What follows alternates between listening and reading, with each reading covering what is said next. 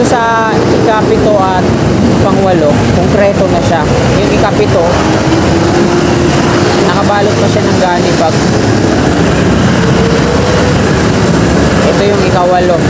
Tapos next niyan, ito na. Yan, i-connect yan. At ito na yung viaduct ng on-ramp at off-ramp. Lalagay din sila dito ng mga frame set. Ito. Binubuo nila.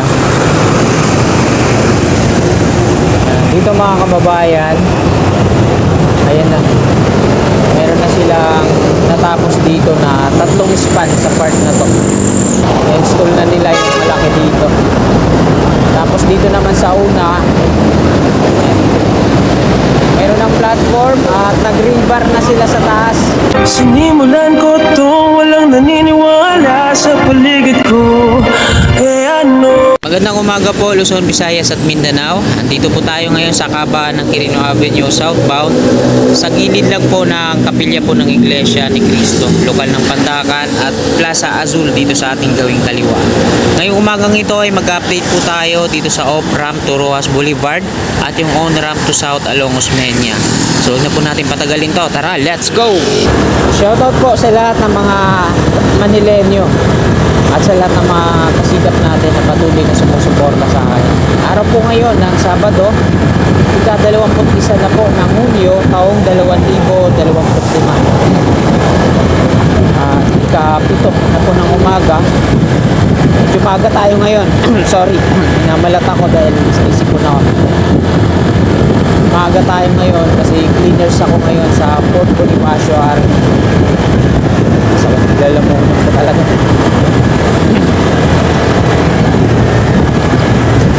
Nandito tayo ngayon sa malapit sa Nagdahan Interchange. At ito yung lagay ngayon dito sa Quirino Avenue. Sa part na to medyo maliwala sa tingnan natin dito sa may Osmeña, baka nandito yung traffic.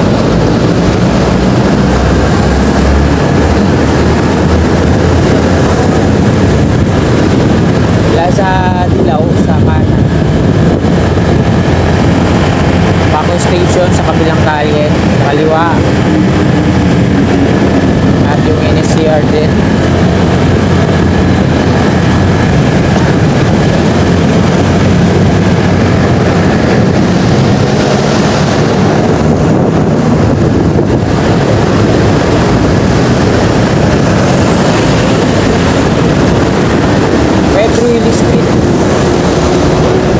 At ito na po yung isa na off-ramp patungong Top Rojas Boulevard.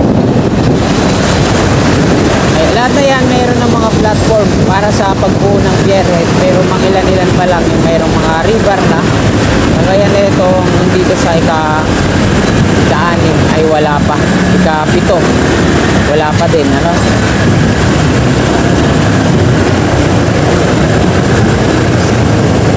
Sirang stoplight. So, dito sa ikapito at pangwalo, konkreto na siya.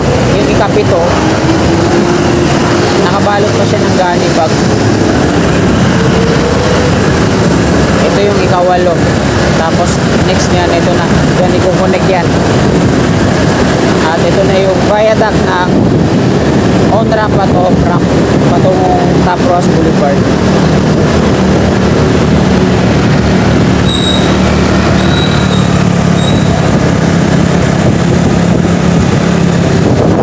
Doon sa dulo yung Center Island na Binungkal, konkreto na po yung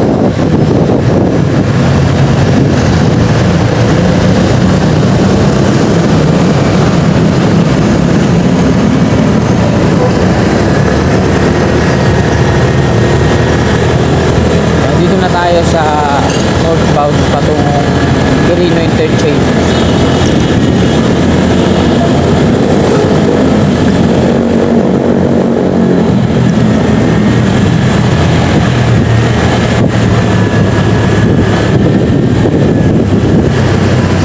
off-ramp sa kaliwa, eh, tinatanggal na yung mga gani bag. Ito naman yung on-ramp sa kanan.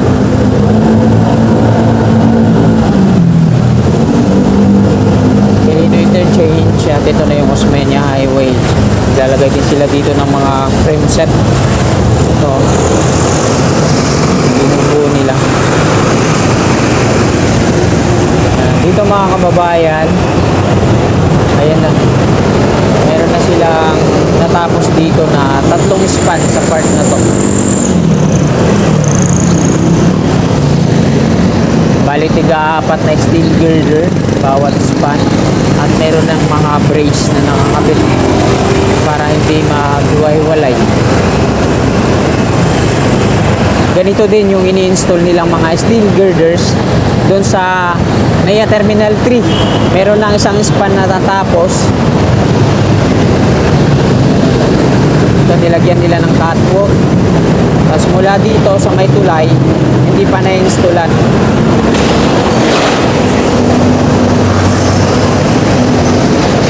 Kung makikita natin dito sa taas, sa may pad ng double column na to, 3 yung steel girder na install, no? Dito naman 2 malalaki. So kung mapapansin natin dyan sa taas niya mga kababayan, yung dating nandyan sa baba steel girder na malaki na mas mataas sa akin, ayan na, na-install na nila sa taas. At ang contractor na nag-install dito ay ATAD Steel Corporation. Sila din yung gumagawa dun sa ano, dun sa EDSA Common Station.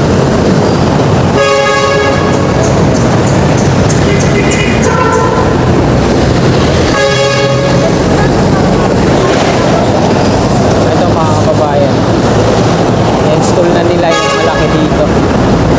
Tapos dito naman sa una, meron ng platform at nag-rebar na sila sa taas.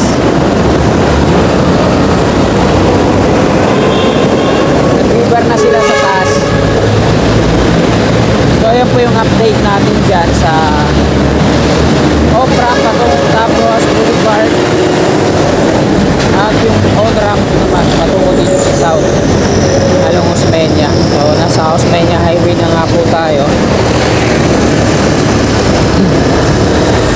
At tingnan naman natin dito yung ginawa nilang pag-asphalto kung hanggang saan na. Tapos doon tayo mag-e-end sa kung saan yung dulo neto. Wala pang mga road markings to, ano? Kaya kahit main cap dito, mabuhay lane, eh, wala namang bike lane na markings pa.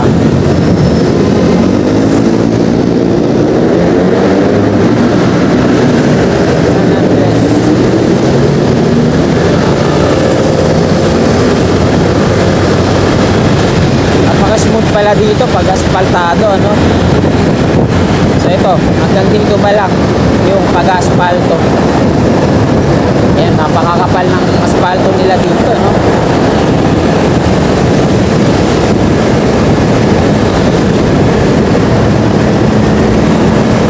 So, ayan mga kababayan, dito na po natatapos tong video na to. Sana bago nyo sa akin ay humingi po ako na pabor, baka pwede naman pong palike sa mga kasigap natin na hindi pa nakakapag-subscribe. Baka pwede naman po kayo mag-subscribe. Ayan, click lang natin subscribe dyan sa baba sa gawing kanan, kapatabi niyang bell. Bell po natin para always updated po lagi tayo. Magandang umaga po, God bless po sa atin.